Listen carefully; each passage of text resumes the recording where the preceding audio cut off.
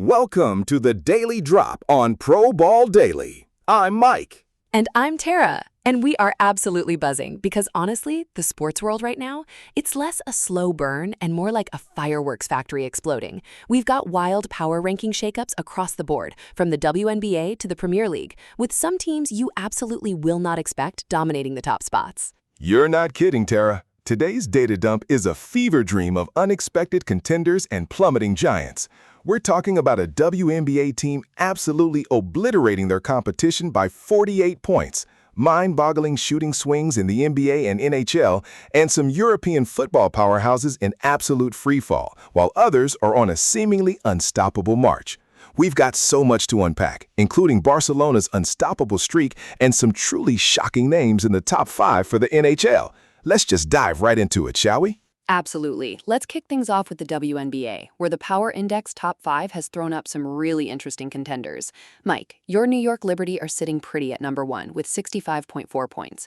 No real surprise there. They've been phenomenal. But Atlanta Dream at number 2 with 61.9, that's a statement. It is a statement, Tara, and a well-deserved one. The Dream have been playing inspired basketball, really gelling as a unit. They're showcasing depth and a tenacity that few teams can match right now. What does surprise me, though, is seeing the Las Vegas Aces, the reigning champs, down at number 3 with 53.1, and Connecticut Sun right behind them at 52.7. Are we seeing a shift in the WNBA landscape, or is this just a momentary blip for the traditional powerhouses? I think it's more than a blip, Mike. The Dream have truly earned that spot. Their defense has been stifling, and their offensive fluidity is something to behold. As for the Aces, I think the target on their back is immense, and every team is giving them their absolute best shot. Plus, maybe they're just pacing themselves, knowing the long game. But let's not overlook the Minnesota Lynx rounding out the top 5 at 47.9. They're quietly putting together a very strong season, showing consistency that can often be underrated. Consistency is key. And speaking of making a statement, how about the Indiana Fever? The stat of the day from the WNBA is absolutely wild. The Indiana Fever steamrolled Nigeria by a staggering 48 points, winning 105-57. That's not just a win, that's a declaration. A declaration and a half, 48 points. Regardless of the opponent, that kind of dominance speaks volumes about their current form and offensive firepower. It shows they can get into a rhythm and absolutely bury a team. If they can carry that kind of scoring efficiency into their regular season matchups, watch out. That's the kind of game that builds immense confidence within a squad. Exactly. You get that kind of lopsided victory, and suddenly the ball feels like a grapefruit going through the hoop. Massive momentum builder. All right, let's switch gears to the beautiful game, MLS, where the Power Index is also delivering some surprises. New England Revolution are leading the pack with a commanding 78.8 points. New England truly has been a force this season, Mike. Their consistency and strategic play have put them head and shoulders above many. But what really jumped out at me is Real Salt Lake at number 2 with 73.5 points. They've been flying under the radar for some, but clearly the metrics are seeing something special. And then Atlanta United FC, a perennial contender, at 3 with 67.9. No real shockers there. Real Salt Lake being that high is a fantastic story. They found a way to win, even when it's ugly, and they're proving that the Western Conference is far from a one-horse race. LAFC at number 4 with 66.2 and Houston Dynamo FC at 5 with 63.1 solidify a very strong top 5, but RSL is the real eye-opener for me. They're definitely a team to watch, maybe a dark horse for the Supporters' Shield. Dark horse indeed. And speaking of wild games, the MLS stat of the day is right up our alley. Orlando and Miami combined for 7 goals in a thrilling 4-3 game. That sounds like pure entertainment, Mike. Pure chaos and entertainment. Those are the games you remember. You're on the edge of your seat from whistle to whistle. It highlights the attacking prowess in the league, even if it might give coaches a few gray hairs. But let's look at some interesting trends, particularly around clutch games. FC Dallas are only 13% in clutch games, a minus 17.5 versus baseline. Inter Miami CF isn't much better at 38%, minus 12.5 versus baseline. That's a significant problem, Tara. It's a massive problem, Mike, especially as we get deeper into the season and playoffs approach. Those one-goal games, those last-minute opportunities, that's where championships are won or lost. If you can't close out tight matches, you're going to struggle to reach the top. It speaks to either a lack of composure, strategic shortcomings in crunch time, or perhaps just a bit of bad luck. But that trend needs to be reversed fast for both Dallas and Miami. I think it's more than bad luck. You see numbers like that, and it points to a systemic issue.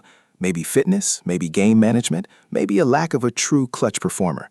On the flip side, Atlanta United FC held opponents below 1 point in 5 games with an average margin of -0.4. That's defensive solidity right there, which contrasts nicely with the clutch game struggles of others. Exactly. While others are struggling to seal the deal, Atlanta is preventing the deal from even being made. That kind of defensive foundation is what truly makes a team a contender, especially in a league as competitive as MLS. It speaks volumes about their backline and their midfield's ability to protect the goal. All right, let's pivot to the hardwood, the NBA. And oh boy, do we have some interesting power index numbers here. Oklahoma City Thunder at number 1, 77.2 points. No surprise there. They're legitimately elite. Los Angeles Lakers at number 2, 69.4 points. Given their recent form, I can see that. But Tara, you have to talk about Charlotte Hornets at number 3 with 68.3 and the San Antonio Spurs at number 4 with 63.7. What in the world is happening? Mike, I'm trying to wrap my head around it myself. Hornets at 3, Spurs at 4. This is where the analytics truly diverge from the narrative, isn't it?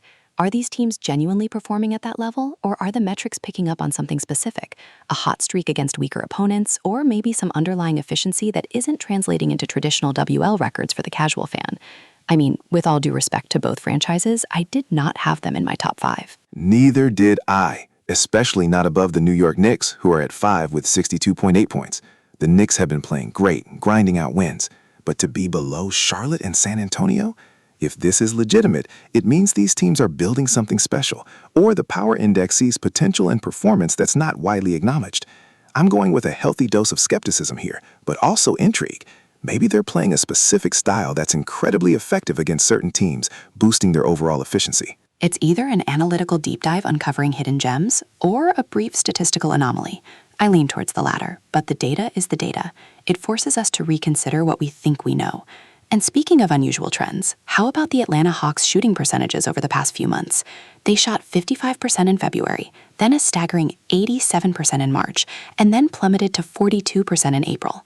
What on earth happened in March, Mike? Were they possessed by the spirit of Steph Curry? That's not a hot streak, Tara. That's a supernova. 87% in March compared to their season baseline of plus 23.5%. That's absolutely unheard of. It screams outlier, maybe a string of games where everything just went in, or a very limited sample size if the month was short. But then to crash back down to 42% in April, minus 21.5 versus baseline, that roller coaster is not sustainable. It suggests an incredible lack of consistency, or perhaps they played a string of teams in March that just didn't defend the perimeter at all, allowing them to inflate those numbers. It's a huge red flag for their overall season prospects. It is. It's the kind of swing that tells you can't rely on them. You never know which Hawks team is going to show up. And while we're on the subject of big swings, how about the NHL Power Index? Vegas Golden Knights lead with 74.1, Carolina Hurricanes at 73.2, both well-deserved. But Buffalo Sabres at number 3, 65.6, and the San Jose Sharks at number 5 with 61.7. Mike, I think I need to check if I'm reading this correctly. Tara, my jaw is on the floor. Buffalo and San Jose in the top 5? This is the kind of data that makes me question everything I thought I knew about the NHL this season. The Sabres have shown flashes, but top 3? And the Sharks, who've been in a serious rebuild, jumping into the top 5? This is either a testament to some incredibly sophisticated analytics picking up on underlying metrics that are not apparent in their traditional standings, or it's just pure chaos. I'm going to put a massive asterisk next to these two, but I'm also intrigued. What are they doing right that the Power Index is seeing? It's fascinating, isn't it? Perhaps they're excelling in specific areas, like possession metrics or expected goals that are highly valued in the Power Index, even if the puck hasn't been bouncing their way consistently for wins.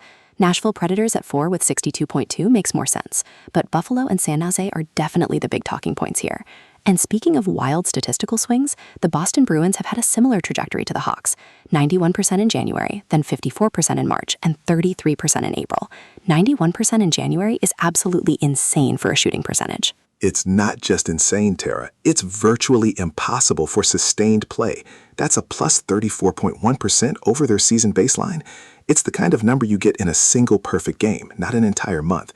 It suggests an incredible hot streak, maybe some absurdly high shooting luck, or again, playing against teams that just let them fire at will. But then the predictable regression hits in March and April. The Bruins are clearly a team that lives and dies by their streaky performance, which is a dangerous way to approach a full season. Carolina shutting out Philadelphia 3-0 is exactly what you expect from a top team like the Hurricanes, pure defensive dominance. That's right. Carolina's consistency is a stark contrast to Boston's wild swings. You know what you're getting with the Hurricanes, and that's often a recipe for success. Okay, let's move over to the Diamond, MLB. New York Yankees are holding steady at number 1 with 71.6 points, and Atlanta Braves right behind them at 71 points. Solid. Yeah, those are two juggernauts, no surprises there. Chicago Cubs at 3 with 66.1 and St. Louis Cardinals at 4 with 61 points. I like seeing them high up. The NL Central is always a tough division, and these two are showing they're ready to contend. Tampa Bay Rays at 5 with 60.3, a perennial dark horse that always finds a way to be relevant. The top of the MLB Power Index looks pretty legit, I'd say. I agree. It looks very strong. And the stat of the day from the MLB is an interesting one. Shea Langoliers posted a 75.5 MLB rating in a wild 14-6 game where Cleveland beat the Athletics.